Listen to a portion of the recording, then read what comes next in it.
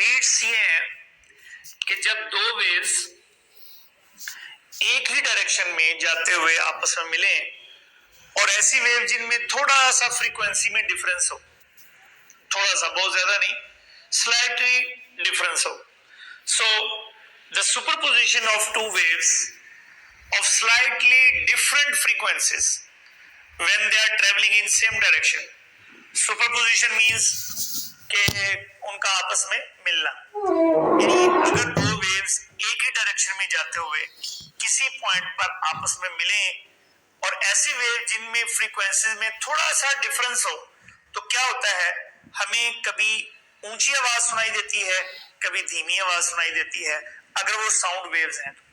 ठीक है, तो जब दो साउंड वेव्स, ठीक है, जब दो साउंड वेव्स एक ही डायरेक्शन में जाते हुए आपस में मिले तो क्या होगा, हमें इंटेंसिटी में राइज और इंटेंसिटी में फॉल सुनाई देगा. So that rise and fall in the intensity of sound is called beats.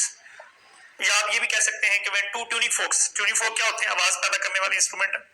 तो व्हेन ये फर्स्ट करें ट्यूनिंग फोक्स है, when they are sounded together, the rise and fall in the intensity of sound is heard. This rise and fall are the periodic alternations in the maxima between the maximum and minimum intensity is called beats. So कभी हमें ऊंची आवाज सुनाई देगी, कभी धीमी आवाज सुनाई देगी. एक दफा ऊंची आवाज सुनाई देना, एक दफा धीमी आवाज सुनाई देने को हम क्या बोलते हैं, एक बीट. क्या बोलते हैं जी, वन बीट. फर्स्ट करें कि what are beats? The rise and fall in the intensity of sound is called beats. और beats कब पैदा होंगी, what are the conditions of beats? कि हमारे पास दो वेव्स होनी चाहिए, उनमें slightly different frequency होनी चाहिए, और उन दोनों वेव्स की slightly different frequencies होनी चाहिए, थोड़ा सा फर्क हो, and they are moving in a same direction. यहां पर इसको दिखाया भी गया है. फर्स्ट करें, ये एक वेव है, ठीक है, ये दूसरी वेव है.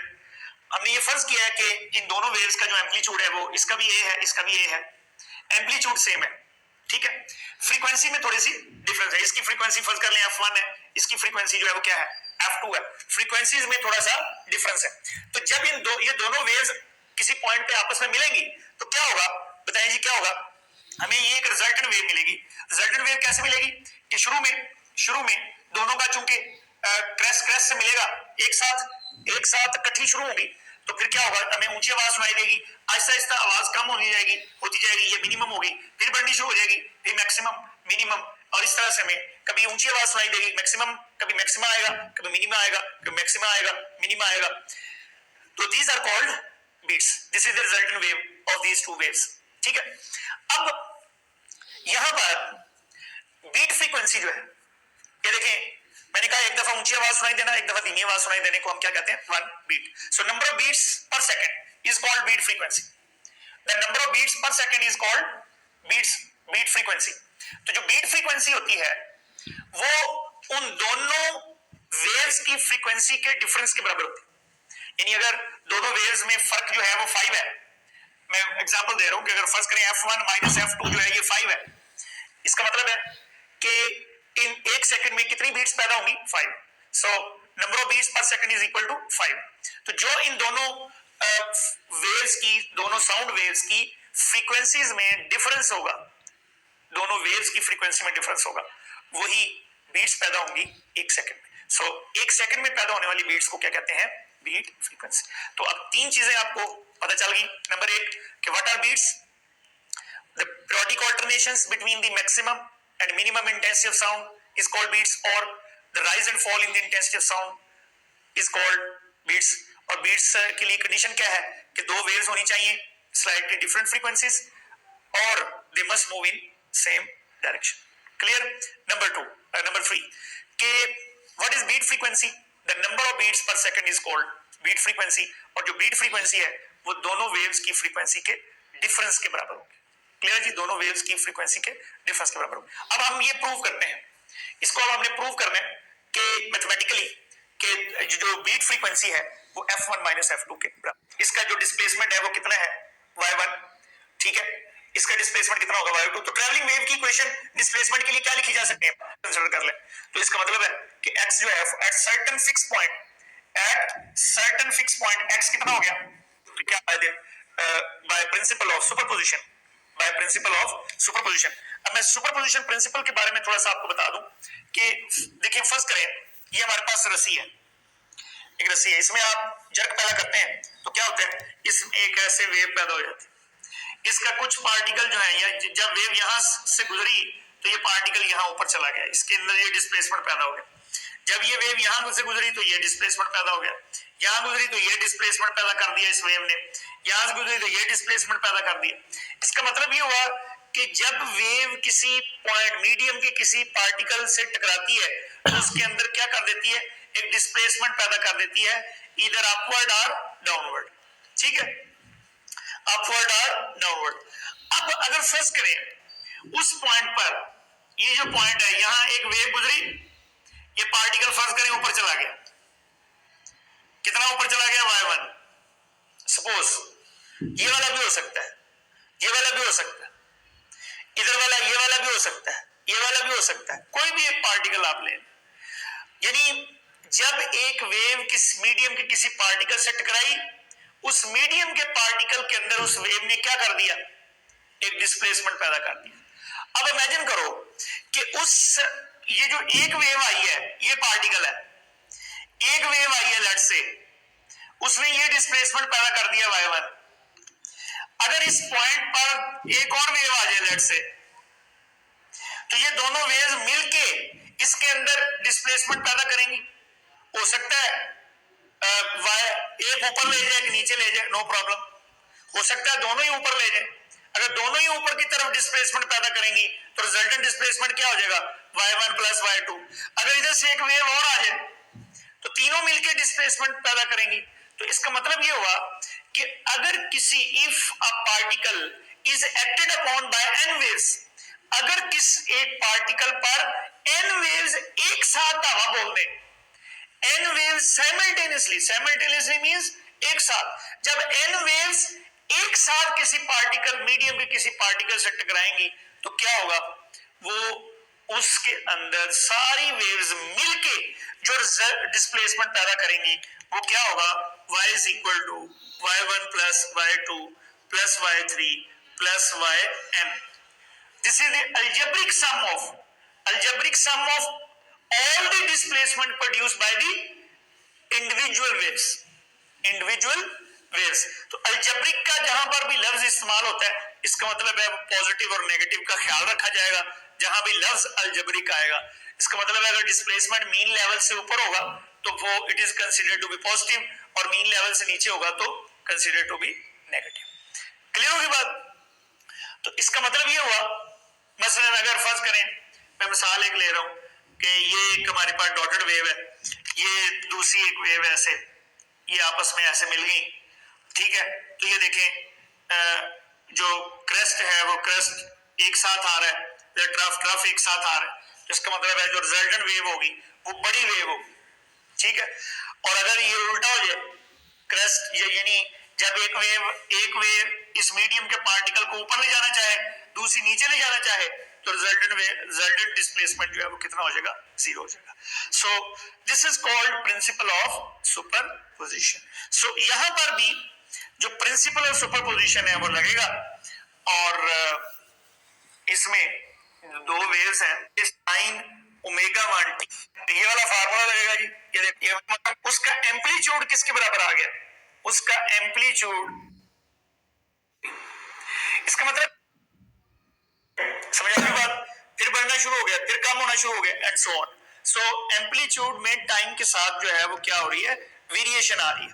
अच्छा, अब ये जो एम्पलीट्यूड है किस बात पे डिपेंड कर रहा है, ये तो हिस्सा हो गया कांस्टेंट, किस बात पे डिपेंड कर रहा है, इस कॉस पे डिपेंड कर रहा है, कॉस की वैल्यू पे डिपेंड कर रहा है, बात समझ में आ गई?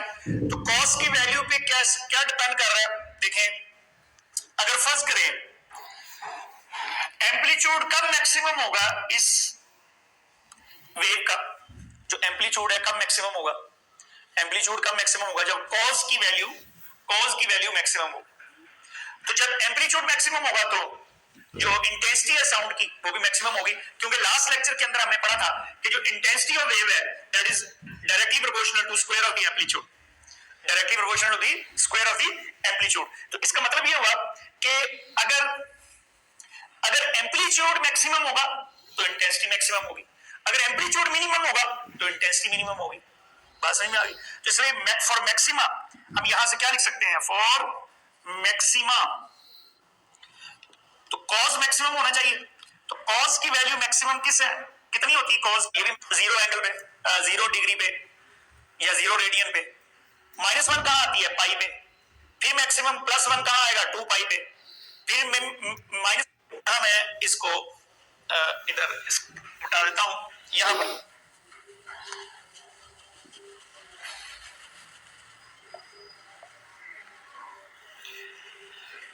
जी कॉस क्या बनेगा जी यहां से? ओमेगा 1, ओमेगा किसके बराबर होता है? Omega is equal to 2 pi F. तो ये फिर इसका मतलब है ये क्या बन गया? 2 पाई f1 माइनस 2 पाई f। एंगल जो है वो 0 हो जाए तो कॉस की वैल्यू जो है वो क्या आ जाएगी? 1।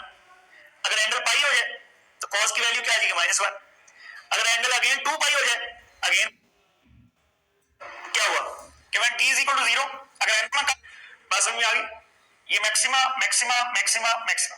अब देखो फॉर मिनिमा, फॉर ये किसके बराबर होना चाहिए? 0 के बराबर होना चाहिए।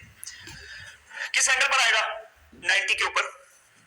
तो फॉर मिनिमम कॉस की मिनिमम वैल्यू कितनी होती है? 0। ठीक है, तो यहां से ω1 minus ω2 divide by 2 into t क्या बन जाएगा?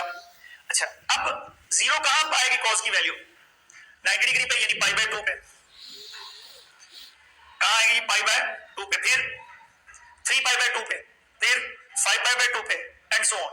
तो इसका मतलब है यहां n जो है ये इंटीग्रल, अगर ये ऑड इंटीग्रल मल्टीपल होगा, देखो ना, अगर n की वैल्यू 1 ले लें, 0 ले लें सॉरी, तो ये पाई बाय 2 आ गया। 1 ले लें तो 3 पाई बाय 2 आ गया एंड सो ऑन। तो इस एंगल के ऊपर कॉस की वैल्यू जो है वो क्या होगी? 0। इसको अगेन आप 2 पाई कॉमन ले लें तो f1 minus f2 divide by 2 into T is equal to 2n+1। 2n+1 लगाया ऑड नंबर के लिए, पाई बाय 2। ठीक है, तो यहां से पाई पाई से कैंसिल, 2 2 से कैंसिल, तो हमारे पास t क्या बन गया जी? 2n+1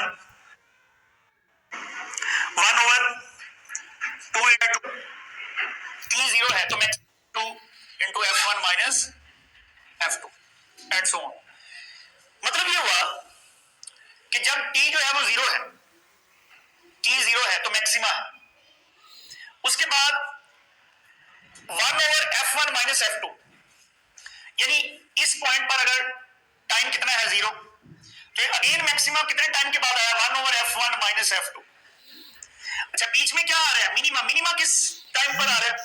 1 ओवर 2, यानी इसका हाफ, तो 1 bye 2 1 over f1 minus f2। बात क्लियर होगी? इसी तरह से अगेन ये मिनिमा किस टाइम पर आएगा? 3 by 2 f1 minus beat interval. So what is beat interval? Beat interval कितना होगा? बीट इंटरवल कितना होगा? आप या तो इस मैक्सिमा से ये जो टाइम आ रहा है इससे ये वाला टाइम माइनस कर दें, या इस मिनिमा, दो मिनिमास के दरमियान जो टाइम है उसको उनका डिफरेंस ले लें, या दो मैक्सिमा के दरमियान जो टाइम है उसका डिफरेंस ले लें। एक ही बात है। तो बीट इंटरवल क्या बनेगा जी?